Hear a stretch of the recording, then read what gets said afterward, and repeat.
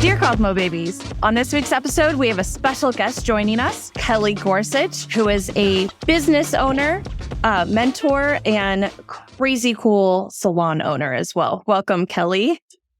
Yay! I'm your host, Annie MacArthur, and I also have my co-host with me this week, Russell Mays, and let's just jump right into it. You know, I was really excited when Annie told me that we were going to get to interview you because I've been listening to your podcast and following you from afar. So I was excited about this. I'm sure. Let's set him up and just knock him out of the park and see what he's got to say. And I think being that you've trained so many people, you know, and brought so many people up in the industry, this could really give some insight to the industry first 5 years of their career and beauty school students. So I'm excited to have you. Definitely. Yeah, we're knocking on the door 30 years now. So it's the downward portion of the career, though. So how much I'm worth. Well, maybe you can coach me in the downward part of it. We'll help everybody else in the up and coach me on the down. I feel like it's just as important how to leave this industry gracefully as it took to learn how to get in it and become a professional, and then how to maintain that. And so, I think for me, it's been certainly fun. I don't know where it's going, but it's been a fun journey. Yeah. You've had a really interesting career, at least from my perspective, because we got to meet each other when we were both sitting on the council with LBP for the Empowerment Project, which was really cool. But you, at that time, I believe, owned multiple salons, restaurants, you were branched into multiple industries at that time. Would you care to share a little bit about your background kind of in total? Yeah, we could talk about it a little bit. So I think that's probably what I'm best known for, is not being able to focus. So, and it's illustrated by my history in business. When at that time I think I owned a construction company. I owned that restaurant, cocktail bar, salons, barbershops, and product line, some other stuff in there. And then over the years, I've been trying to work my way away from, I've always been, the salons and barbershops are my bread and butter. That's kind of the lane I focus in. That's the lane I came up in. And then that allowed me to do kind of all of these other things and just kind of play around. In the process right now, we didn't have that restaurant very long. That was kind of an upscale restaurant, and that went down in a hurry. But the funny thing is, I'm getting ready to try to dabble again in the cafe. We're in the process of doing a coffee cafe with cocktail bar and with an outdoor beer and wine garden. So 3 different concepts, but all connected to our salon and barber shop in Richmond, Virginia. So I'm still doing things, but I kind of think it's a different space than when I was younger. The space that I was in when I was younger, it was mainly, it wasn't always just the money, but the money had I was trying to do industries where I made money. And now I'm kind of doing it from a different perspective. And I guess it's kind of circles back to what we were just talking about, how you transition in your career. But I think now I'm looking at it as, what can I do for my village or my local community? How can I best impact them? And you can't lose money, because then you can't do anything else. So you have to be able to make money, because otherwise you're not going to be able to give a good product or have good jobs. So you have to be able to make money. But at the same time, I think my focus is now trying to see what I can provide a neighborhood, and then how those things interact with each other. So I've kind of got these weird things where I do this, and then I was quickly getting away from labor just because the pandemic freaked me out a little bit.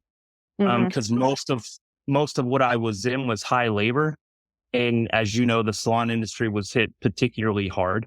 Absolutely. So now I'm trying to, in order to make that more solid, I'm trying to add stuff that isn't so high in labor, because if we go through this again, I need stuff that can keep the other things afloat.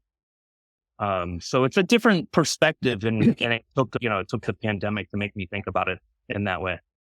So one thing that you had mentioned was, you have to make money or you can't do anything. So if we think about this from a beauty school student perspective, I'm a beauty school student. I've gone into this because I want to be an artist. I want to create. I want to be creative and be the man, so to speak. So how would you educate a young, new to you stylist just walked out of beauty school how to focus on making money without losing the artistic expression that they have come into the industry to express? Does that make sense? Yeah, I mean, I think there's two different ways to look at that. One is they can be separate, but they're the same. So you can't look at them at the same time. You have to be able to make it more binary and really think about it from two different, that you should be educated financially speaking. So there's a concept with artists where they come into our field and they go, I'm an artist. I don't, the money's going to come, or like, it's not about the money for me. Well, the truth of the matter is you're not going to make an awful lot of art without making money, being able to provide for your family and honestly, you can't be one of the best at any industry and not be making enough money to where you don't have to think about money. Right? Like the idea that money is bad is perpetuated. I don't know why, but like, I'd much rather the good people have it. If you're going to make it this negative thing, well, all the bad people are going to have all the money. Well, that's not where I want money. And then if you're looking at, if you're getting into this, the first thing you got to do is skill up in a hurry. You got to get as good as you can. The last thing I would think about would be money. It would be just to skill up as fast as humanly possible. The one thing is, if you're in the top 1% of any industry, you're going to make money. Well, eventually, if you're in the top 1%, someone along the way will teach you how to make money. And I always say the top 1% because it doesn't take very long to get there. In our industry, most people are out of it in 5 years. 10% last 10. 1% retire. Like, it doesn't take long to get to the top. Yeah, I agree with that. Absolutely. Yeah. So when we're talking about skill up, we're talking about fundamental skills that can earn you a living from working behind the chair in a salon, not necessarily artistic skills or things like that. Yeah. I mean, I would say leave the art the second, first learn the skills that are boring. If you want to make money, learn the skills that are boring. Because I'll tell you, and this is from my own perspective too, is like when I got into the industry, I went to a top school in the world and they beat it in our head that we were going to be the best of the best. And then you came out and you didn't know how to do anything. It's because we were too focused on the fun skills and not the boring skills. And the boring skills are what give you the ability to have confidence, the ability to be able to charge for a living. And then focusing on those skills, man, like doing to where you can't miss, really at the end of the day, just like grinding down on them until you can't miss. Absolutely. It makes me think of this time that Russell and I were having lunch together one day when I was visiting him down in LA. And we were at a restaurant and we were kind of looking around and Russell was like, man, there's a lot of long layers and balayage in here. And we talked, do you remember this? No, but it sounds like something I'd say. Maybe not quite so eloquently. Yeah. But I remember he saying something and obviously it stuck with me. But he was like, when you're out like this, especially in your local community, which is like what you were saying, Kelly, like you have to be able to provide to your local community because that's where you're working. And so Russell said that, you got to look around at the restaurant that we're at. What do you see in here? There's a lot of long layers. There's a lot of balayage and there were a lot of bobs. And he's like, that's what you have to practice in the beginning because this is your local community. This is what they're wearing and doing. And it's like, you have to take a look around what people are wearing, learn those fundamental skills so you can be able to provide them. Then you can work on the things that you really want to work on because those are going to be that's your clientele. That's your basis is the people that are surrounding you. It's senseless. It's senseless for me to learn a Sassoon 5-point haircut and be excellent and a perfectionist at it if no one's ever going to wear it. Exactly. Yeah, I used to be really good at stuff I would do once a year. Yeah. Like when I was first getting going, I was amazing at the haircuts I would do once a year. Of course, I would take the prettiest person in my clientele and put the weirdest haircut on them, and then I never see them again. And so slowly but surely, I got rid of the best clients. With haircuts that looked amazing, but were hard to style. And like. When I look in the local community, so now I'm not in Washington, D.C. as much. I'm almost always in Richmond, Virginia. When I walk around, there's a lot of the what I would call progressive hairdressing or craft hairdressing. And the problem is you don't see a lot of people that look good on the street. Mm-hmm. So at the end of the day, what does that actually provide the community? Yep. Exactly. Right. So you're cutting for your own ego or for someone else's ego, right? I'm on this new thing where I'm like, man, we've gotten brainwashed as an industry, right? Yeah. Here's the thing. When you get into this industry, you knew what looked good. Yeah.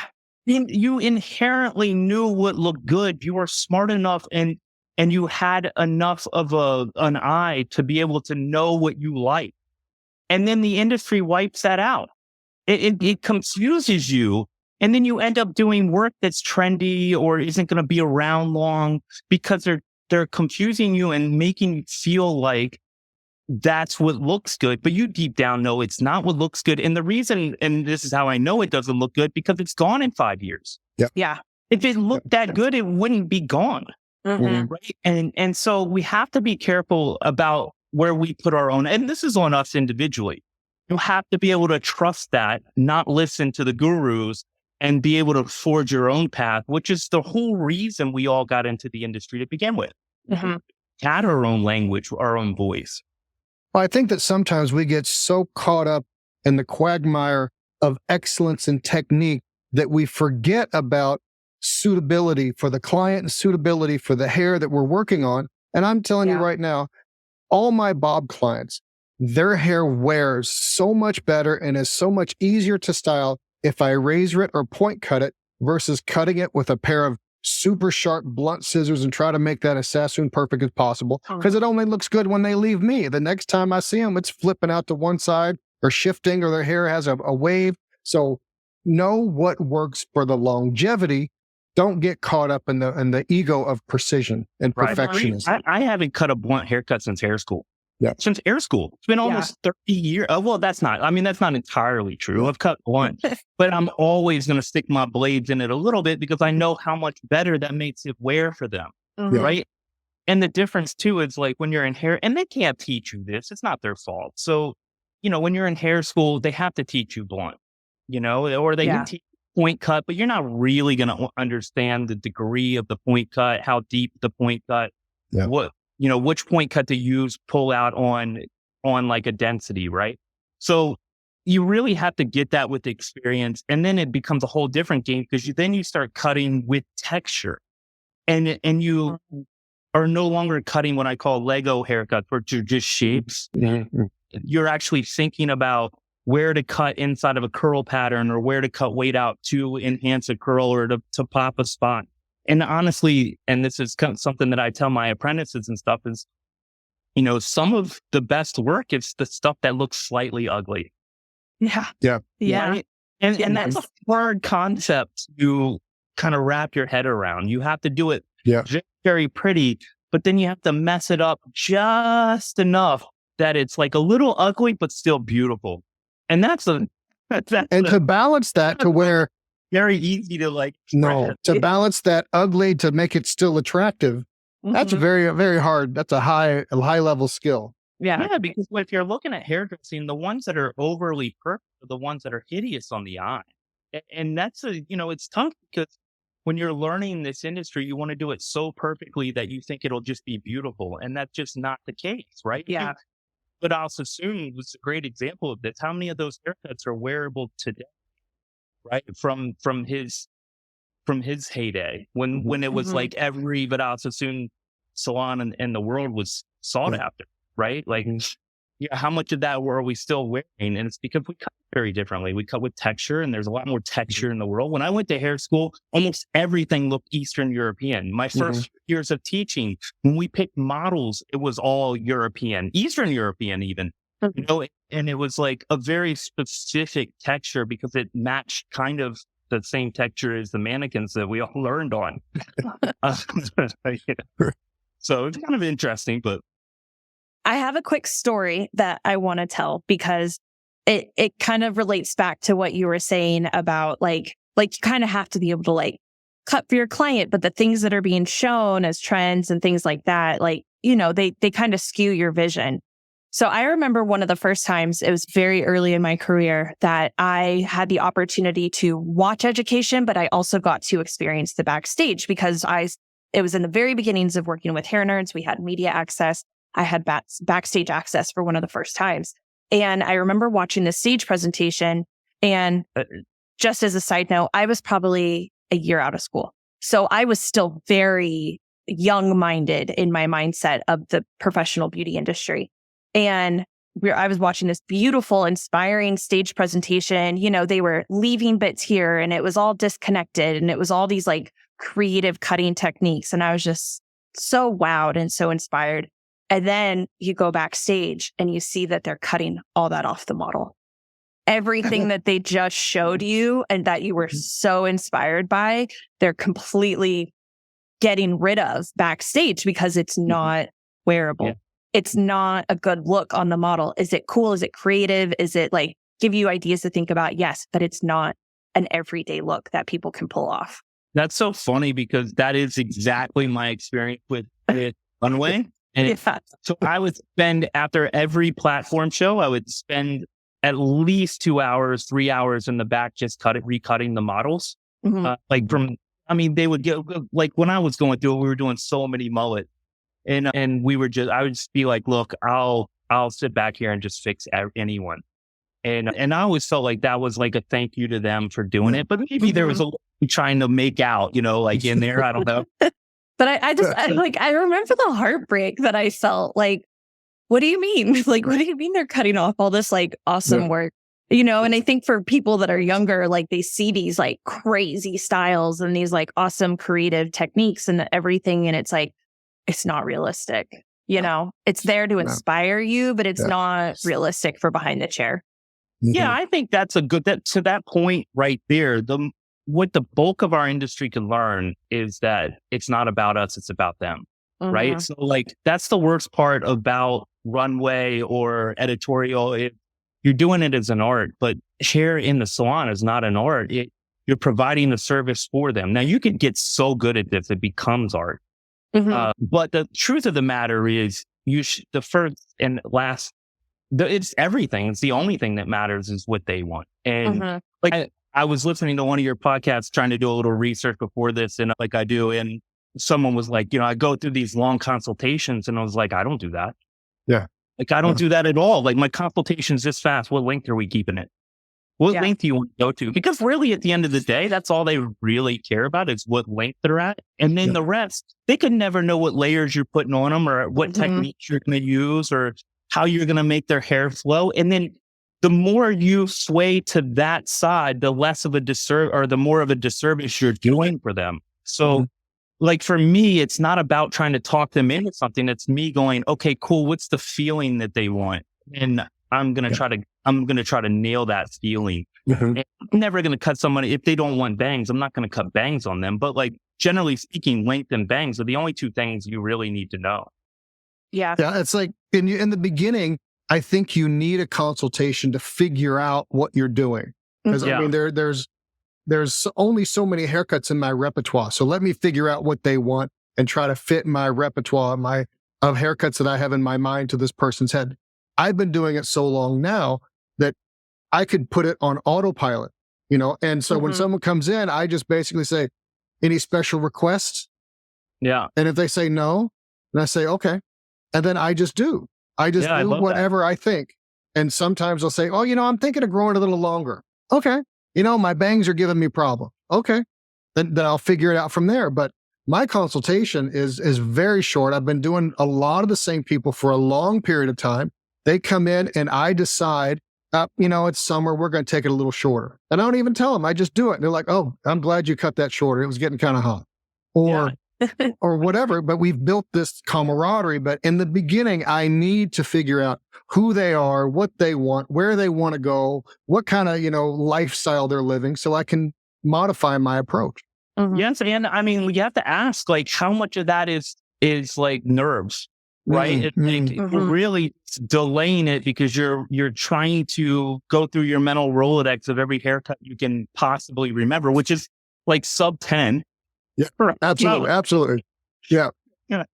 But the thing you get with skill is you start to learn techniques matter more than actual haircuts, right? When you went through hair school, you really need to learn about 10 to 12 wearable looks. And that's where hair school sort of fails us, because you really need 10 to 12 salon ready looks for this year, right?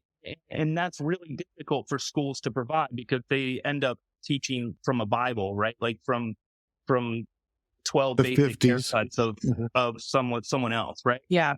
And that's the thing. It's like we need to kind of tailor it more towards what the salon is, and not just like if you ask me, hair schools are totally useless, right? Because and I know that's gonna sort of sound weird, but like they're teaching them a different industry. Go industry, or they absolutely, Yeah. absolutely. right? That's part of the reason I like scream from the rooftops, go into an assistant program.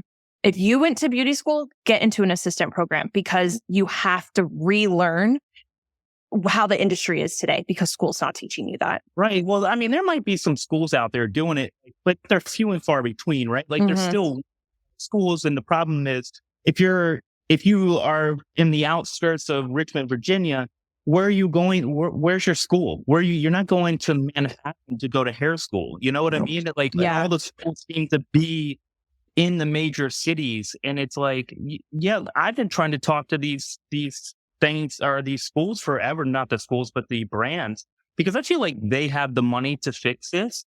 They could put satellite schools in almost every city in this country. How hard would that be?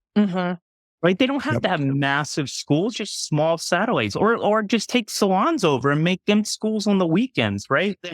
There's ways to fix this if they wanted to fix. But I don't know if anybody's really got the interest in doing that. Yeah. Well, it's going to be pulling teeth. The only way to really fix it is if we as an industry get involved in it and want to take it over. And I'm telling you, a lot of people, they're too tired. They got too much going on. They don't have the energy or the gumption, or what's the benefit for them other than helping a young professional. And I'd rather just mentor someone privately anyway. Yeah. So it's going to be a difficult situation. It would almost be better if we were like the tattoo industry. You go to school, you learn sanitation, sterilization, and set up and break down procedure, and then everything else you learn from apprenticing a tattoo artist. You can do that part in like a week. Absolutely, 100%. 100%. Absolutely. 100%. Absolutely. And then get straight into the soul. I mean, I agree with you, Annie. It's like you're gonna do the best. But this is the problem, right? Is you really have to separate the industry into levels. So there's really 3 levels. Like there's a bottom level, a middle level, which is massive, and then a small top, a small bottom. Yeah. Right? It's like everyone's trying to get everybody to the top of the middle. Yeah. And it's a really tricky thing, because you have to move people up the ladder with educators that are just above them. Right? It's like you can't take somebody like me and try to get somebody from the very bottom up. That's really difficult to do from kind of a more global perspective. In the salon, that's far easier to do. The one-on-one, that's free. But as an industry, it's really hard to move people up those ranks because they only know what they don't know. Like if you see me cut hair and you barely know how to cut a line straight, you're going to be like, man, he's trashing that hair. Like I know like great hairdressers go, oh, like he's just thinning the hair. I'm not thinning at all. It's just that you don't understand the technique to know that I'm not trying to thin the hair. The hair, I'm trying to make the hair move, and that's it. And I'm trying to cut it with their texture. But when you see it, you see thinning. Yeah. Yeah. But that's, if you don't know, there's no way to know. Like I used to worked in a salon once that was unbelievable. Everybody in it was just solid. And I used to tell people in there, because it used to baffle me that even great hairdressers didn't know the difference between people. And I kind of got to this theory that like, unless you're at the top, you can't tell who else is at the top. Yeah. It's impossible. So that's the thing, is it's kind of on brands like yours to like kind of illustrate to people where they should be starting their education from and who they should be starting it from, because you can't start from the bottom with someone like me.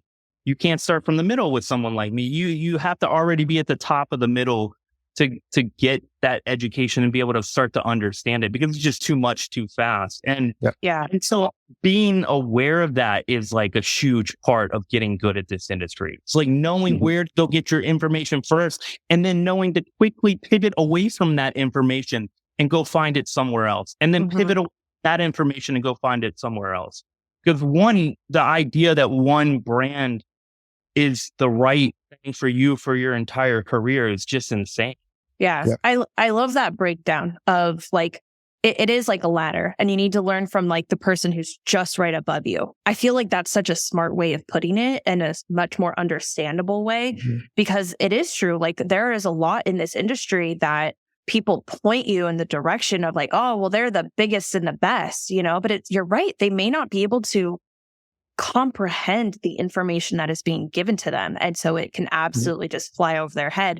And I think that's a lot where people start to complain or like, oh, this wasn't worth the money. It is for the person that it's meant for, maybe not for it's not for everybody all the time. You just may not be at that skill level yet. A 10th grader has a lot to teach an 8th grader. Yeah. But they're not going to teach the senior, the 12th grader, anything. And very few master's degree educated people are intelligent enough or good enough teachers to be able to teach an 8th grader. They can't dumb down the material enough. Very few can do that. I find it hard for myself, right? Like, the farther I get down the road, the harder it is for me to teach the people get straight into the industry. Now we no longer take hairdressers from schools because it's just too hard. It's too hard to get them to like forget everything and start again. Yeah. So I find that it's just best to teach them from scratch, and that is what it is. But like I will take somebody from a school if I know that they're on the path to the top. Usually you can tell that with personality, but like, whereas I'll teach everybody that doesn't go to hair school. I was just like I said, it's a piece of the community. That's what I'm here for. I'm a child of the same thing that we're all children of, and I belong to the community. I really believe that, and that's it. Someone comes into you and asks you to do something, do it. Right now, this is so funny. We have this little kid that just strolled into the barbershop. He's like, I want to say this kid is 12. He strolled into the barbershop. He's got the worst mullet of all cut on himself. Which means it's pretty great. It looks like he looks like Theo Vaughn, one of these like comedians, illustrate. And he comes in and he just keeps showing up. And so 2 weeks ago, we gave the kid a broom. And now he's been literally cutting mannequins in our shop for the last week and a half. Wow.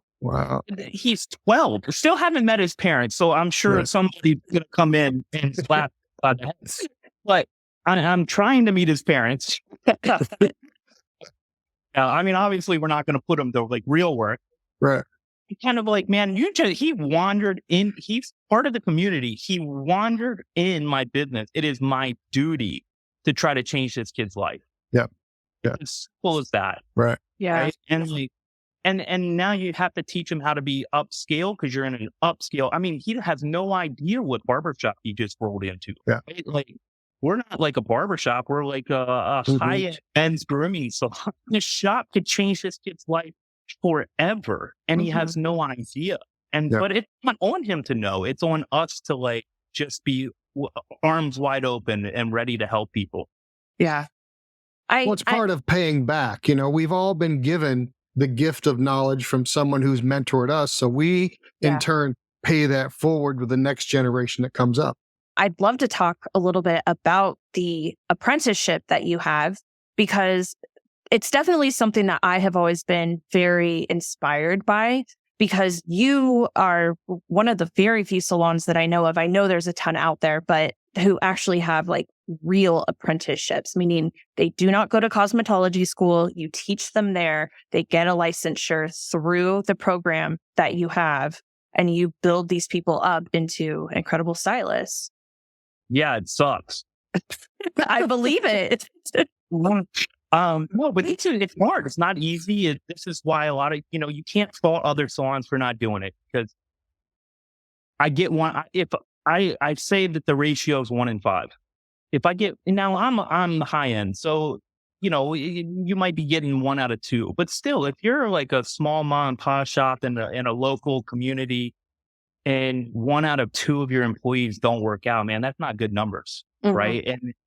And that's tough. So you got to be somewhat understanding why more salons don't do this and more shops don't do this. But at the same time, if you're going to be one of the best, it's got to be part of the job, right? Your whole deal is to beat the attrition rate. So you're going to lose, generally speaking, 1 or 2 people a year. You got to be able to put at least 3 or 4 on the salon floor if you want to grow. And what you're getting is you're trying to create people who understand your culture and what you want to see out of hairdressing. And so you get to, and I'm a firm believer that you shouldn't own a salon unless you have a voice, right? Like, let somebody else deal with the headache. There's not enough money in it, right? If there was, like, we'd all live in Maui. Yeah. Right? Like, I'm a proof is in the pudding guy. You can't tell me how much money salon owners make, because I've been living in Maui right now with the amount of money people think I make. Yeah. I'm going to be living in Maui soon, and I deserve it.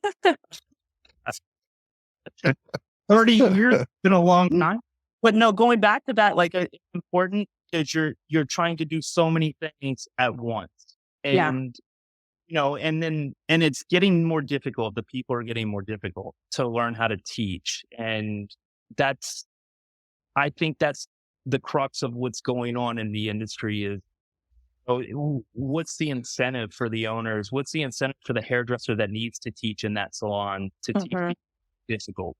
Yeah. Like, in the day, they were like so receptive, and it's like, so this kind of on everybody. It's on the apprentices too. If they were less difficult, and then it's on us too, because we're not explaining the process to them, right? It's, you come into a salon, and the first thing you have to do is you have to learn to be a functioning member of the salon and do all the stuff that no one else wants to do. Yeah. But the thing is, you should only be doing that for about a year. And then you will directly benefit from that scenario for the rest of your career. It is a very small price to pay, right? Because then you go out and you hit the floor and you're not shampooing anymore. You're not washing towels. You're not folding towels. You're not washing bathrooms. Other apprentices are doing that, right? And that's what allows you to have apprenticeship programs, and that those people are taking on work that you would have to hire people to do. Right. And so people kind of all have to understand that everyone has to win the deal. You can't, not just the owner and not just the apprentice. Everyone has to win the deal equally, and it has to kind of suck for everybody. Yeah. Totally. Yeah. At the same time. So what do you think is making it more difficult? Is it their lack of attention span? Is it their impatience that they want it now? Or where do you think the difficulty is? I think it's noise. It's noise. So when you go on the internet, you hear every bad piece of thought imaginable. Like, it's just a matter of time before that becomes reality, right? Because let's be honest, the best of the best are not sitting on there telling you how to just put it this way. I won't even go down that road. Like, just, if people are talking to you in memes, they don't know what they're talking about, or it's so surface, right? If you, one of the reasons I stopped having guests on my podcast was because I got tired of, like, I would bring people on and they had one thought, and then it was like, I can't talk about one thing for an hour. It's just not built. I'm not built like that. So for me, I was like, okay, but you haven't thought to the next step, or reverse engineered that, or thought about it from like the bottom, the base level, the middle level, the top level. Because all of these things, I can give you a piece of advice, but it may not work at the bottom. It may be mediocre in the middle, but it may be perfect at the top. Right. And that's just how it works. And that's what you learn with time. So I think it's noise. I think it's just too many people, everyone who has no experience. Like we should just put a cap on, like, if you haven't devoted your life to this thing for 15 years, you probably just shouldn't say anything yet. A good 15 years, not like Good a 1 year done 15 times. Yeah. And I mean, like, I don't, that's kind of, it's not like nice. I'm not like known for saying the nicest things in the world, but like, ultimately, I do feel like if I go on the floor today, right, 6 months, I'm probably one of the best things possible for the next apprentice, right? I'm probably almost more effective than their instructor at that point. Yeah. Right. Because what I'll do is I'll train people from the beginning, and then I'll go hit them a year later after they've had some experience. Well, that's a different training now. Same person, different training. Yeah. Right. Now they're more attentive. They're more focused. They understand themselves. The ego's kind of in check a little bit better. Because the biggest problem with not knowing what you're doing is that you have to pretend like you know what you're doing. And that's really hard to instruct through. Yeah. Like, first go, bro, you don't know. It's not possible for you to know what you're doing. And it's okay. Right. But the ego doesn't allow you to do that. It just doesn't allow you to do that. So kids, like, they don't want to listen because they think they got it. They don't want you to come over and show them because they think they got it. And it's like, it's not possible for you to have it yet. Right? So just relax, let it happen. No one's here to like hurt your feelings, but you do, this is where education was easier in the back. And like 20 years ago was because people could be harder on you. Yeah. It was better for you. Yeah. Because it got you to the next step. Like there used to be nothing better for me as an instructor to just be like, no, do this until you get it. Don't even think about something else. Like I used to make people like do one technique for 9 hours straight in the salon. Yeah. And then they would inevitably break down and cry at the end of the day. And then I to deal with like 2 stylists taking me out and being like, just be a little easier on them. And I'm like, you might want me to be easier on them, but you don't want me to be easier on them. Yeah. Because they be mediocre and they don't want to be mediocre. Yeah. No. From a bottom, if I'm an apprentice hitting the floor, I want you to be as hard on me as possible because that means you care. If you're just coming over and telling me what I want to hear, then it means you don't love me very much. Yeah. And you can apply that to every single person in your life. If you're only talking sweetness, you're not valuable to most people.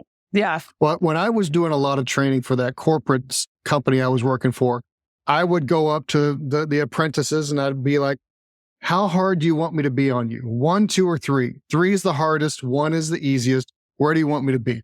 That's funny. I do ask that question. Ever any one of them would said 3, I want you to be honest and upfront. I'm like, okay, this person's going to go somewhere because they'll listen. Yes. And the hardest ones for me to train were the ones that had 8, 9, 10 years of experience that come in. They have to go through the apprenticeship. So I'm like, hey, look, we're just going to make it easy on you as you can. And they were so brick-walled and unreceptive that if I look at education as a level from a 1 as I'm just starting to 10 is like a PhD. And they're probably at a 3 or a 4, but they're so brick-walled that they can't learn anything. I would find that I would have to take it up to PhD level to where their head was swimming, that they didn't know what the hell I was talking about and was completely confused. And then they would open up and say, okay, this guy knows what he's talking about. Now I can reach them. So there's difficulties in every level along the way of training somebody new. Yeah. Yeah. I mean, you have to take that case by case. Some people you break down and it works. And then some people you break them down and it's over. Absolutely. That's true. I love that we're talking about this because so recently with the assistant program that I run at my salon, or it's not my salon, but the salon I work at, I built the assistant program myself and I am the one who executes it and makes sure everybody's doing what they need to and the assistants are getting what they need.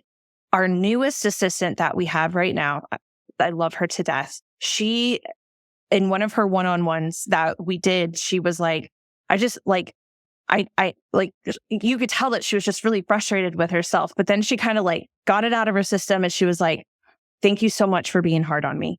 Thank you for doing that. Like she knows that us being hard on her is because we care about her. We care about her success and her future and the fact that she's going to thrive.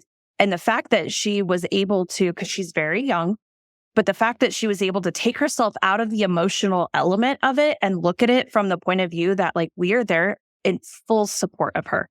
Like we are wanting, like when she has a class, like, so the way we have it set up is that she has a hands-on class every week. And then she does models of that thing that she just learned. And she has to do models and models and models. And there's a lot of models in the process, whether they're doll heads or people off the street or whatever it is. And there was one day we were teaching her a bob. We made her do that bob over and over and over again all day long until she left. And when she left, she was so mad. But you know what? She can execute now at that base level and provide that service to a better ability than she could before that class started. And I am so grateful that she's able to be receptive because, like you said, Kelly, it really is a numbers game sometimes with these people coming in who we're training. And out of 4 people that we have hired into the assistant program, 2 so far have been very successful. It's 50%. Not everyone is going to be able to be successful in these types of programs. Not everyone is going to be able to make it through. But the people that can show up and understand that we are there supporting them to the best of our abilities to push them through, these are the people that are rising to success. Those are the people that are going to be on that high end of medium, like you were talking about. That's great. And you got to let them go, right? Like, so if I feel like they're not upscale material, I just tell them, right? It's like, look, at the end of the day, you should hate your instructor during class. You know, you should really dislike them because it should be that hard. Yeah. Right. Telling you a lot of information that seems simple, that is not easy to produce. But because here's the deal, like what's worse? You're going to hit the floor and you're not going to know what to do. And then you're going to be standing behind somebody and not knowing what to do. And that's just not something for me I want to live with. I want them to be comfortable and when they hit the floor, because what am I doing? Right? If they're not comfortable when they hit the floor, what am I doing? And honestly, you can't, I try to be as nice as I can, but they don't learn as good. They don't learn as, you know, and you know, and I do believe it costs nothing to be kind. So I'm always kind, but I'm definitely hard on them because I want them to be better than they think they can be. And that's a big ask to the ego. Now, the real truth is, why as an industry are we not educated them about how to do that?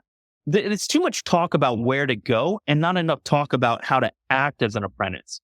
Right? Like, yes, you need to start beating it in their head to understand it's a short time. You won't even, I'm 40, I don't even know how long, 45. But I've been since I was 17 professionally. Okay. Now, if I could go back, because I was the worst person ever as an employee at that age, you know, but like, if I could go back because I was in such a rush, it's like, man, it is a blip in the long term. I wish I would have punished longer and not pushed so hard to get out of it. But at the time, you can't think like that. You're so, especially if you're ambitious, I was in such a rush to get my own life under my own control, you know? And it's like, some of this you can try to educate people to be better. And some of it is, you know, it's going to be difficult and it's going to be hard for kids to learn because it's children, you know, it's children. Yeah. Like a lot of older people also were getting into it at the same time, but those days seem to be gone. I don't know if I see that anymore. Honestly, I don't know what y'all are seeing. Not a lot of people getting into the industry to begin with anymore. And so then you have to go, well, why is that? What are we doing that's pushing people away? Because it's the talk, maybe like I think of when I watch people in our industry en masse, kind of talk down about the guest. And like, Mhm. when I can't even follow hairdressers online because it's hard for me to hear it, right? Like, oh, it's always like the guests didn't know how to say, well, of course they don't. They don't do what you do 20 hours a day. Of Mhm. course they don't know how this salon works. Of Mhm. course they don't know the process. Of course they don't know what that for. Of course they don't know what you're doing. Yeah. Right? Like, what is it that we think as an industry is okay to then go crap on them for it? Like, Yeah. and it's like, if you're talented, that's probably not going to matter. You can crap on your guests; they'll keep coming back. Or if you're good with people, you don't even have to be great at hairdressing; they'll keep coming back. But the truth of the matter is, what message does that send to the people who are mediocre at best? Yeah. Yeah. Right? And so you're kind of eating the entire industry from the bottom up, and we're like all sitting back watching it, letting it happen. Like, Yeah. it's no big. And we're all like, I mean, I don't take any part in it. And I unfollow the second someone does, if a local business, which I don't know about where y'all, but like, I live in a town where like they love to shit on the guest. And Yeah. I like, there's a burger joint that like their whole Instagram here, it's about like making fun of the guests. Oh, jeez. And it's like, these people are putting your children through school and you're making fun of them. Yeah. And what are we doing? We're like, the salon is a little village inside of Yeah. a big community. Absolutely. What are we doing? Like, there's nothing about this that seems appropriate to me. But how do you change that is always the question. And that's the bit that I don't know. I feel like I see what's wrong, but I don't know how to change it, and I won't partake in it, but like, I just don't know how to change it other than being, like I said, it's all got to be local. Cause where all we think about is this global perspective. Mhm. But if we think about global perspective and then funnel that down to the local village, right? We're all losing. Yeah. Mhm. You got to bring the attention back to like the village first, which would, in my case, is the business, right? Like, I don't look at these as businesses. We're all here to like pool our resources to make sure that we all do better together, right? Absolutely. Yeah. And then what are we doing from there? All we're doing is providing services for the local community, so we don't have to go forage for food 8 hours a day. If there's really nothing past that, Yeah. and that's where you should start. And apprenticeship models are the best way to do that, in my opinion. I agree. You set the tone from the very beginning and they follow through on the tone.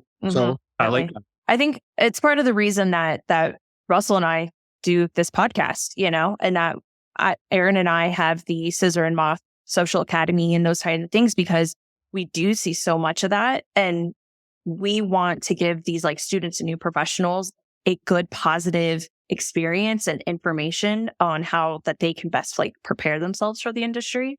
And for me, it's like, again, how do you change the narrative? And so for me, it's like, this is what I can do to try my best to get good information out to them, put positive people in front of them, and give them a realistic idea of how to get through those first 5 years. Then, I'm going to try my best and hope for the best, and buckle up. It's not going to be an easy journey. No, it's not.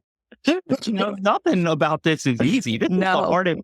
Like, I grew up paving driveways and roads, and then I went into food like in my later teenage years, and then I went into hairdressing at 17, right? Like, there is, and I know I literally just left the wood shop. I was building a piece of furniture, right? Like, I know how to do almost everything imaginable. Okay. Like, there is not ever been an industry that is as difficult as this one to get into or to learn. There is nothing worse than having to produce a product on someone while they're watching you, judging you. Yes. So first, you made it past 5 years in this industry. Take a little credit, give yourself a pat on the back. It's great. Right? And then go turn around and try to help the next person get through those first 5 years. Because, man, they are brutal. They are brutal. And you don't really know what you're doing until year 7. And I don't care what anybody says. So, and then you don't really gain crazy confidence until probably year 15. and then it's light bulb, then it's easy. And I don't care who you are. Like they did a study of like the 10,000 hour rule basically. And the easiest way for them to do this is with composers, right? But you go back and you look at every composer in history. And then you look at the phenom composers like Bach and Beethoven and Mozart. They all break in year like 8 or 9, right? Everyone else breaks 1 year later. Mm. One, you're talking about the difference between phenom and everyone else is 1 single year of experience. So just like stick to the game because you'll get there, but it won't be easy. That's the thing is we get into hairdressing thinking, and I did too, thinking this is going to be a piece of cake. It's air conditioned, which is super nice. You're just kind of like, telling jokes all day. You're not digging a ditch. Yeah. And then you get on the floor and it's hard and it's difficult. And learning to stand on your feet for this many hours at a time is difficult. And it's just where apprenticeship is important because I haven't blown dry. Recently, I kind of do hair for fun now, but the last probably 15 years of my career, I didn't blow dry people's hair. Like I haven't shampooed someone since I was in my teens. You know what I mean? It's like, yes, but I paid a price for that. I taught the whole way. I taught the whole way. So I paid a price for it. And now I also think that it's how do you get people to instruct for people whose businesses are not theirs? Right? That's a very difficult ask, right? So absolutely. Creating, because there's only like so many of you, Annie. Right? Because like I've had big salons, really almost impossible for me to talk people into teaching, and even to come in because you're never going to get great unless you teach. Yeah. It's not possible because you're never going to think about hairdressing like you would if you had to explain it to somebody over the phone. Mm-hmm. Right. And that's just it. Cause you're not, if you can't tell someone how to do this, you don't know what you're doing. Yeah. It's not saying that you can't be good at it. You can't make a living at it or that you're, I think you're probably good, but you can't be great unless you can teach it to someone else. Yeah. It's just true. Absolutely. Because they'll see it in different ways and they'll ask you questions that you'll think, oh, I never thought about that. Let me think that through. And so it makes you deeper. Yeah. I mean, like if you think about it from like when you were teaching when you were younger, right? I look back and I'm so embarrassed at the stuff I've said, right? Because one of the things you just don't know what you don't know. So when you get to year 18 and all of your hairdressing changes, and then you go, dang. But the thing is, you do have to understand that you were able to help people then get to the next level. Mm-hmm. And it was more effective when I wasn't as good. So it's this thing is weird. And like no one has a handle on it. I don't care what they say. Nobody's got a handle on it. And then you're just trying to figure out what type of hairdresser they want to be because that whole education needs to change, right? Just like you can't, like my program changes with every single apprentice. Yeah. Like I don't have like a program. So it all changes and the haircuts change and the way I teach change. And sometimes I teach in ways where I go, yeah, that was a failure. Like I changed in my last go round. I took something out that I'd always had in to try to like accommodate for this new type of stylist apprentice. And then that piece was a big part of the miss of the program. And they weren't as good when they got to the end.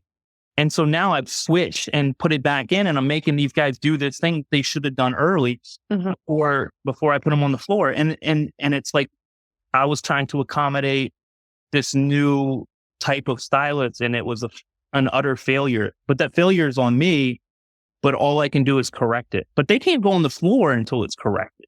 Mm-hmm. Right? Yeah. So you have to care about them enough to go, I messed up. It's my fault. Let's go back. Let's address this a different way. And absolutely get you there. Great point. It's hard. Even for my ego, that was hard. That's great. I think that we've covered a tremendous amount of information here in a very short amount of time. Yeah. And, Kelly, thank you so much for coming on and sharing and being open and honest. And we really appreciate that. And we hope that this hits the right person that needs to hear all this. So please check out Kelly's podcast. It's Your Day Off, right? No. Okay. No? Your Hair day Uncut. off. Oh my Your God. Day Off. No idea what my podcast is called. Hair Uncut. Hair Uncut. Yeah. I know it. That's so funny. Yeah. It's like I try to put all the information out there, but for me, like that was the information I had, and it's out. And maybe I'll address some things in a couple years, and then we'll do it again. But I don't know that I'm not the type of person to like fix something all the way out. Sounds great. So please give us a review on Spotify, Apple Podcasts, and all your favorite podcast hosts. We're on everything. We're on everything. All right. Thank you so much. And we will see you next time. Drop us a DM what you'd like to hear in the future, and we'll go from there. Thank you so much. Thanks. Bye.